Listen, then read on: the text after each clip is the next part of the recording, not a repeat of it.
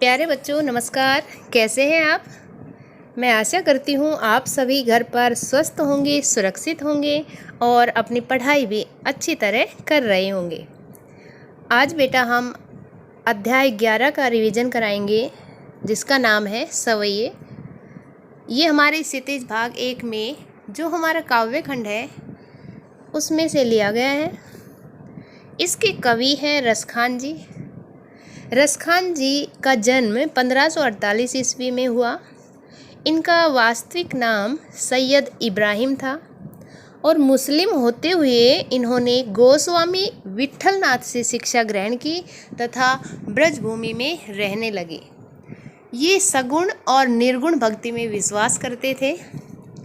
ये अपने सवैयों के माध्यम से क्या कहना चाहते हैं हम बताएंगे।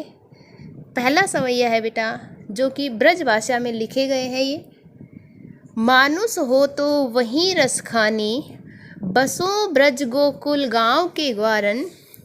जो पशु हो तो कहाँ बस मेरो, चरो नित नंद की धेनु मंझारन। पाहन हो तो वहीं गिरी को, जो कियो हरि छत्र पुरंदर धारन।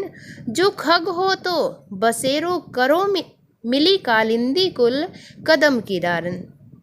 यहाँ पे बेटा देखिए क्या कहते हैं रसखान जी कि यदि मानुष हो तो यदि अगले जन्म में मेरा मनुष्य रूप में जन्म हो तो बसो ब्रज गोकुल गांव के ग्वारन, तो मैं ब्रज के गोकुल गांव में निवास करने वाले गांव के ग्वारन, ग्वारन क्या होते हैं? ग्वालों, कि ग्वालों के रूप में ही मेरा जन्म हो, जिससे मैं श्री कृष्ण के साथ समय व्यतीत कर सकूं।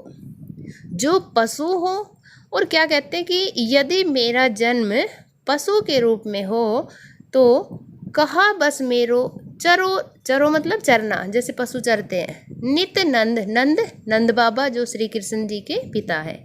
धेनु मतलब गाय। कह रहे कि यदि मेरा जन्म पशु के रूप में हो तो नंद की गायों के बीच जाकर चरूं, क्योंकि उन्हें चराने वाले कौन होंगे? श्री कृष्ण ही होंगे। पाहन हो तो वहीं गिरी को, पाहन क्या होता है? पत्थर, पत्थर बनूं।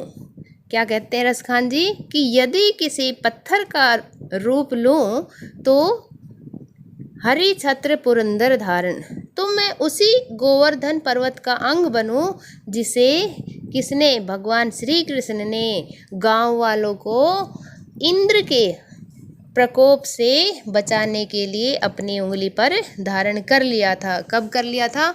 जब एक बार इंद्रदेव बहुत क्रोधित हो गए थे और वर्षा रुकने का नाम ही नहीं ले रही थी, चारों तरफ पानी भर गया था, तो सभी गांव वालों की रक्षा के लिए श्री कृष्ण ने गोवर्धन पर्वत को अपनी उंगली पर धारण कर लिया था। जो खग हो तो बसेरो करो, खग क्या होता है? पक्षी।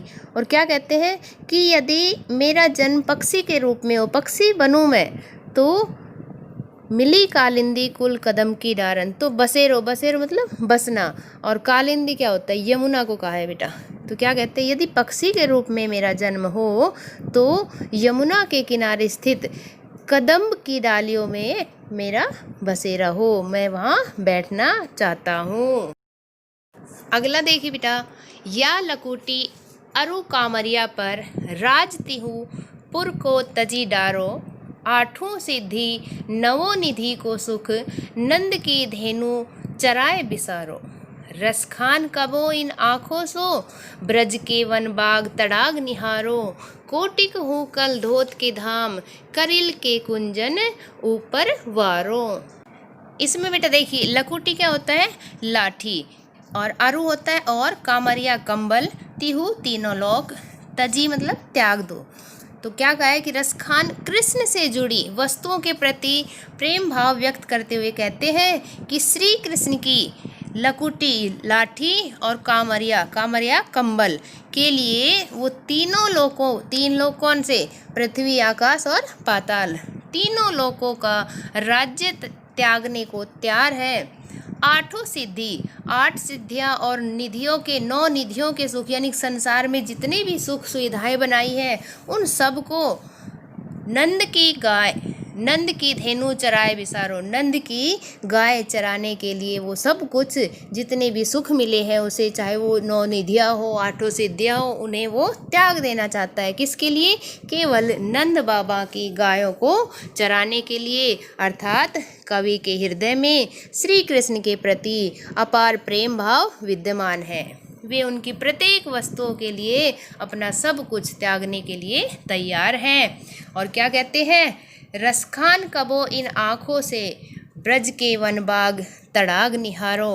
क्या कहा है कि कब अपनी इन आँखों से ब्रज यानी ब्रज भूमि के वन, बाग और जंगल, तालाब आदि को देखने का सौभाग्य प्राप्त होगा। कोटि के एकल धोत के धाम, करिल के कुंजन ऊपर वारो। कोटि मतलब करोड़ों, कल धोत के धाम यानी कि सोने चांदी के महल, करिल होता है बेटा कांटेदार झाड़ियाँ, कुंजन होता है लताओं भरा स्थान। लताएं क्या होती है? जो बेल होती है, आपने देखा होगा आजकल जो हमारा मेन गेट होता है उसके बाहर उसकी सजावट के लिए बेल उगाई जाती है, लताएं उगाई जाती है। वो वारो मतलब न्योछावर करना। तो क्या कहा है कि मैं कौन यहाँ पर?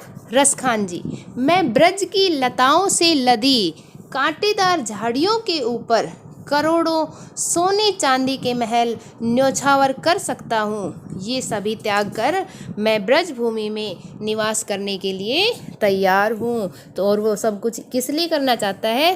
ताकि वो श्री कृष्ण के प्रेम को पा सके, क्योंकि रसखान जी श्री कृष्ण से अगाध प्रेम करते थे, उनकी भक्ति में ही लीन रहना चाहते थे, इसलिए वो सब कुछ करने को तैयार है। आगे देखिए बेटा, मोर पखा सिर ऊपर राखियो, गुंज की माल गरे पहरोगी, ओढ़ी पीतम्बर ले लकुटी बन, गोधन ग्वारिन संग फिरोगी, भाव तो वो ही मेरे रसखानी, सो तेरे कहे सब स्वांग करोगी, या मुरली मुरलीधर की अधरा धरन अधरा ने धरोगी। क्या कहा है इसमें? मोर पंखा क्या होता है बेटा? जो मोर पंख आपने भी देखी होगी, श्री कृष्ण के लिए स्पेशल आता है कि मोर पंख सजाए रखते थे हमेशा अपने सर पर। तो क्या कहा है इसमें? एक सखी दूसरी सखी से यानी गोपी से कहती है कि तुम कृष्ण जैसा रूप धारण करो। क्यों करो? ताकि वो श्री कृष्ण को अपने पास ही महसूस कर सके। और कैसा रूप? कि मोर पंखा सिर ऊपर रखो, कि मोर पंख कृष्ण के मोर पंखी मुकुट को सिर पर धारण करो, गुंज के माल गरे पहरोगी, और गुंज यानी एक प्रकार का विशेष मोती बेटा, उसकी माला को अपने गले में पहनो, ओढ़ी पीताम्बर ले लकुटी बन, गोधन ग्वारिंग संग फिरोगी। और क्या कहते? पीताम्बर। पीताम्बर क्या होता है बेटा? पीला वस्त्र। और ये हमने समास में भी पढ़ा है, पीताम्बर पीले वस्त्र है जिसके, तो पीताम्बर समास भी होता है। और यहाँ पर क्या कहा है कि श्री कृष्ण के जैसे ही पीताम्बर पहनकर, हाथ में क्या लेकर? लाठी लेकर, ग्वालन संग फिरोगी, ग्वाल बालों और गायों के साथ जंगल जंगल घूमोगी। क्यों? ताकि हमें श्री कृष्ण की याद न आए, ऐसा लगे कि श्री कृष्ण हमारे पास ही है। फिर क्या कहती है गोपी अपनी सखी से कि भाव तो वो ही मेरे रसखानी, सो तेरे कहो सब स्वांग रचोगी। कि हे सखी, श्री कृष्ण मुझे इतने अच्छे लगते हैं कि तुम जो भी कहोगी मैं वैसा ही रूप धारण करूँगी। परंतु हे सखी, या मुरली मुरलीधर की अधरान धरी अधरा ने धरोगी। तो बेटा यहाँ पर मुरलीधर श्री कृष्ण को कहा है, और अधरान मतलब होठों पर धरी रखना, और अधरा होता है बेटा होठ, धरोगी यानी कि रखूंगी। तो क्या कहती है कि हे सखी, मैं सारे स्वांग रचूंगी, लेकिन एक काम नहीं करूंगी कि इस मुरली को जो श्री कृष्ण जी हमेशा अपने होठों पर रखते थे उसे मैं अपने होठों पर नहीं रखूंगी। क्योंकि यह मुरली ही मुझे श्री कृष्ण से दूर रखती है, इसलिए इसे मैं हाथ नहीं लगाऊंगी। क्यों चिढ़ती है बेटा वो? क्योंकि श्री कृष्ण जी उस बांसुरी को, उस मुरली को हमेशा अपने साथ रखते थे, इसलिए गोपियाँ उस मुरली को अपनी सौतन समझती थी, उससे घृणा करती थी। इसलिए वो एक सखी दूसरी से कहती है कि मैं तुम्हारे कहने पर सारे स्वांग कर लूँगी, लेकिन जो मुरली है उसे मैं अपने होठों पर नहीं रखूँगी। तो बेटा ये आपको समझ आया होगा। आगे देखिए बेटा, काननी दे अंगुरी रही हो जब ही मुरली धुनी मंद बजहे, मोहिनी तानन सो अटा चढ़ी गोधुन गहे पे गहे, तेरी कहो सिगरे ब्रज लोगनी काल ही कोई कितना समझहे, मायरी वा मुख की मुस्कान सम्हारी न जहे न जहे न जहे। तो इसमें बेटा काननी होता है कानों में। तो कवि कहता है कि गोपी के प्रेम का यह रूप बहुत ही विचित्र है, बहुत ही अनोखा है। क्या कहती है गोपी कि जब श्री कृष्ण मुरली की मंद मंद धुन बजाना आरंभ करेंगे तो वह अपने कानों में, कानों में अंगुरी मतलब अंगुली डालकर रखेगी। वह उनकी मुरली की तान की ओर ध्यान नहीं देगी। फिर चाहे मुरलीधर कृष्ण अपनी अटारी पर चढ़कर गोधन नामक लोकगीत की धुन भी बजाते रहे तो उसका असर मुझ पर नहीं पड़ेगा।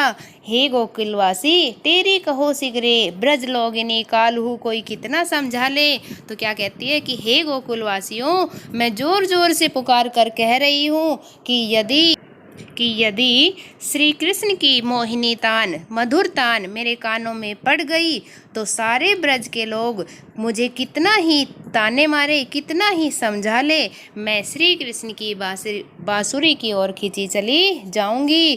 क्योंकि मायरी वा मुख की मुस्कानी सम्हारी न जहे न जहे न जहे।